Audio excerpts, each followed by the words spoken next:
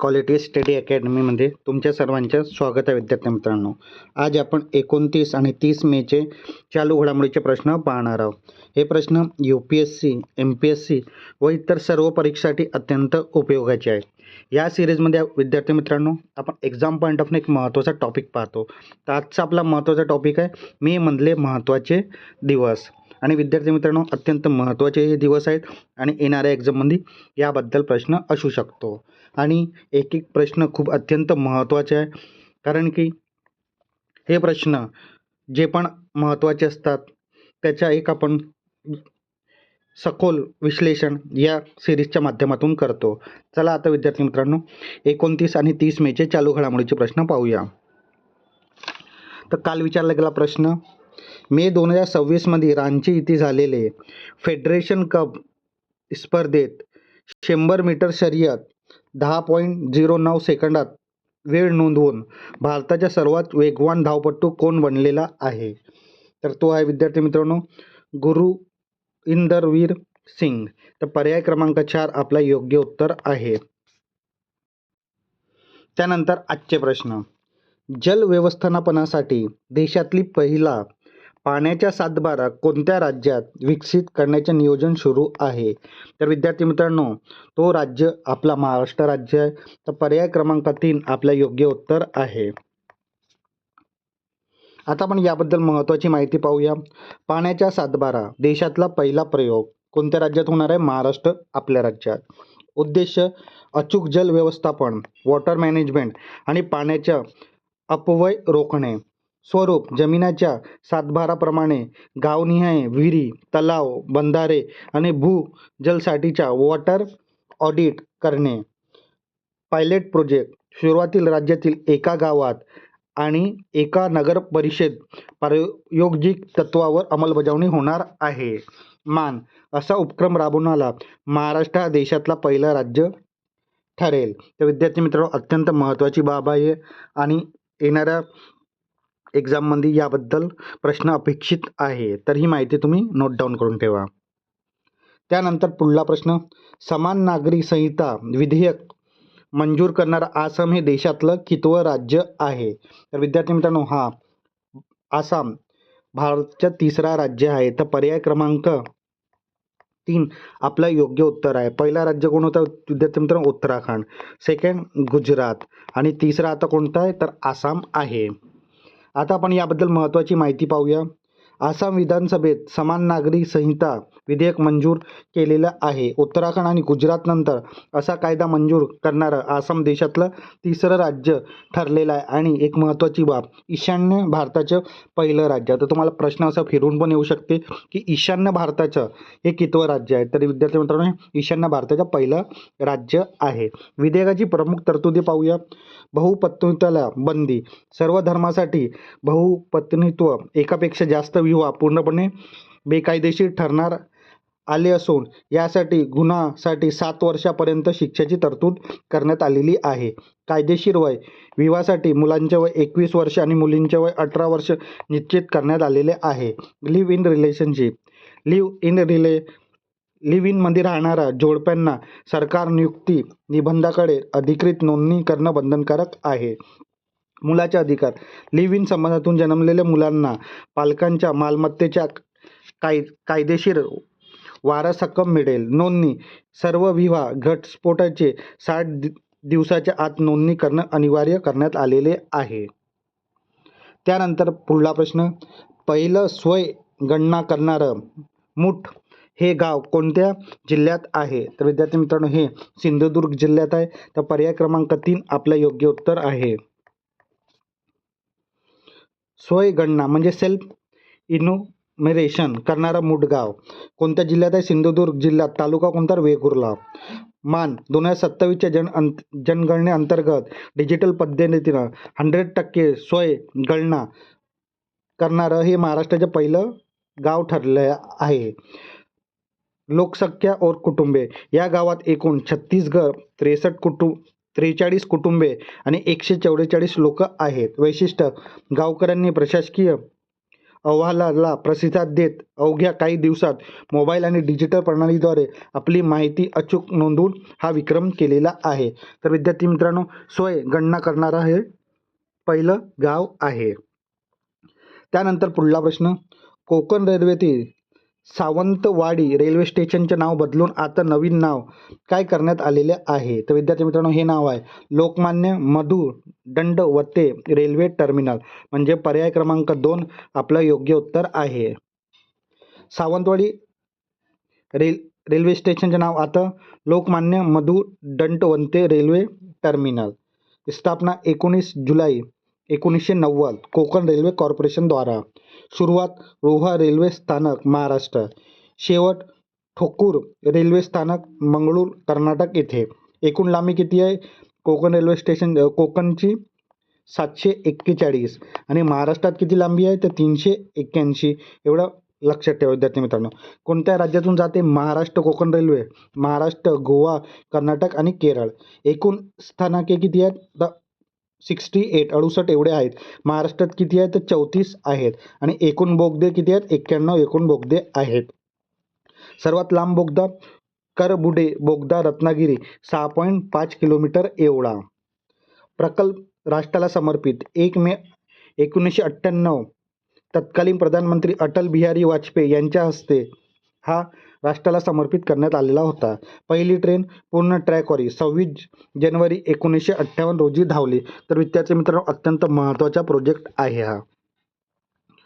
त्यानंतर पुढला प्रश्न, भारत आणि इटली यांच्या कोणते वर्ष संस्कृती आणि पर्यटन वर्ष म्हणजे इयर ऑफ कल्चर आणि टुरिझम म्हणून साजरे करण्याची घोषणा करण्यात आली आहे? तर तो वर्ष आहे विद्यार्थी मित्रांनो, वर्ष 2027. तर पर्याय क्रमांक 2 आपला योग्य उत्तर आहे. भारत इटली 2027 हे संस्कृती आणि पर्यटन वर्ष म्हणून घोषणा, इयर ऑफ कल्चर आणि टुरिझम म्हणून साजरा करण्यात येईल. घोषणा भारताचे पंतप्रधान नरेंद्र मोदी आणि इटलीचे पंतप्रधान जॉर्जिया मेलोनी यांनी हे घोषित केला. स्थळ नवी दिल्ली येथे. उद्देश दोन्ही देशांमध्ये संस्कृती संबंध, पर्यटन सहकार्य आणि जनतेमध्ये परस्पर समज आणि मैत्री मजबूत करणे. इटलीबद्दल आपण माहिती पाहूया. राजधानी काय? रोम. पंतप्रधान कोण आहेत? Giorgia Meloni. राष्ट्रपती कोण आहेत? सर्जिओ मॅट्रेला.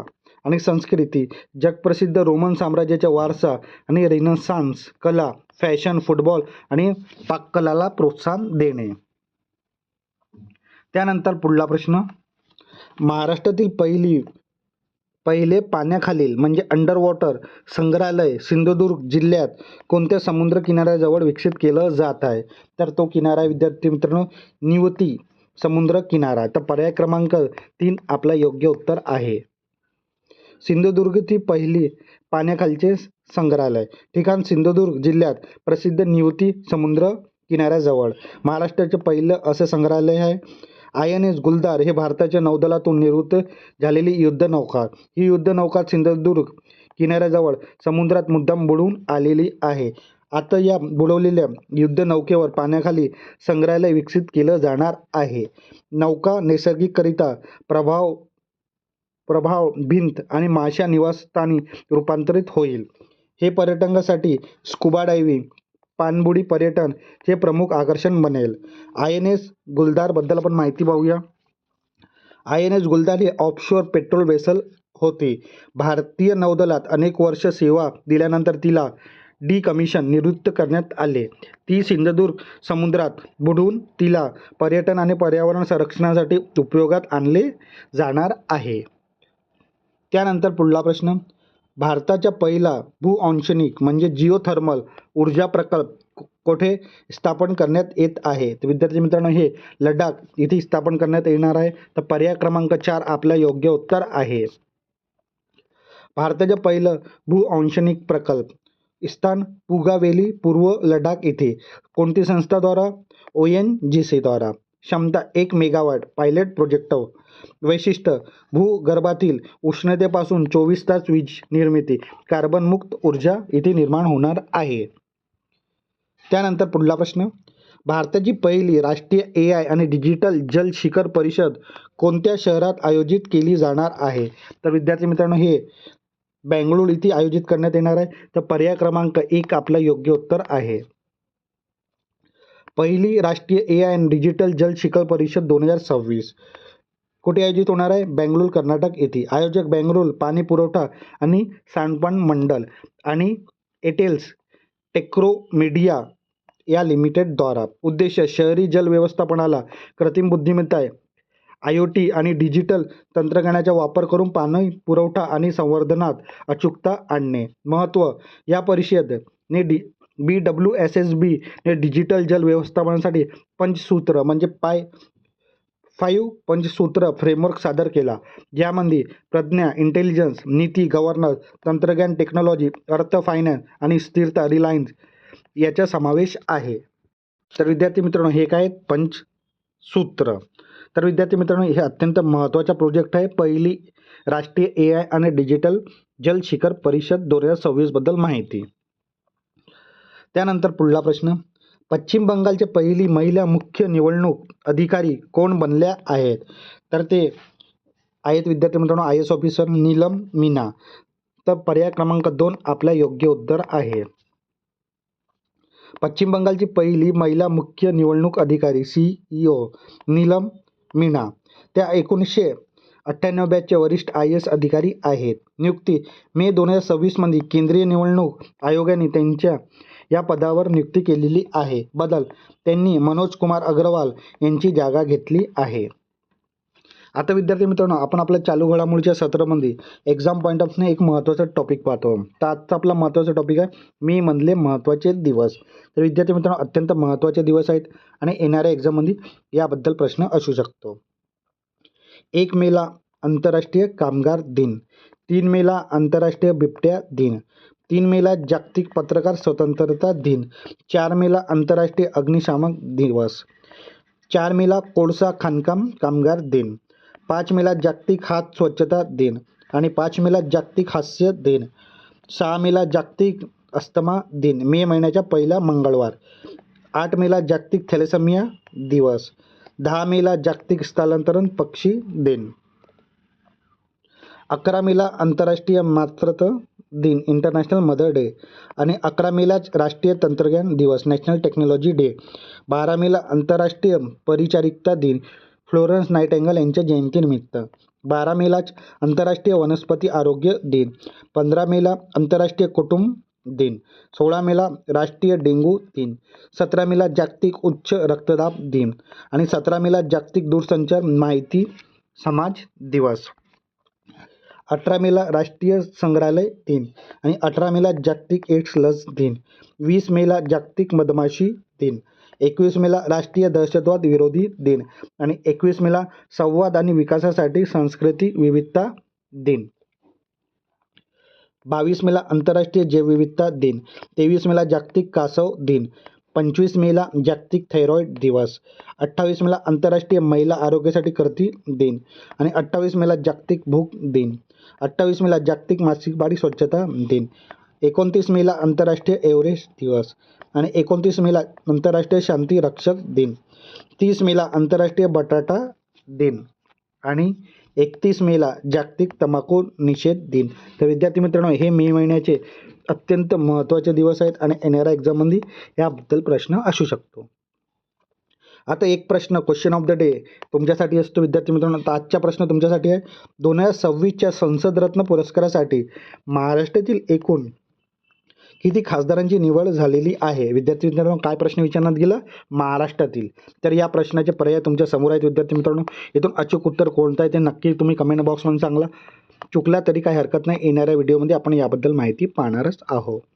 आता विद्यार्थी मित्रांनो, आपण आपल्या क्वालिटी स्टडी अकॅडमीच्या यूट्यूब चॅनलवर जे हे सिरीज घेत आहोत, डेली करंट अफेअरची सिरीज, हे सिरीज तुम्हाला कशी वाटणार नक्की कमेंट बॉक्समध्ये सांगा.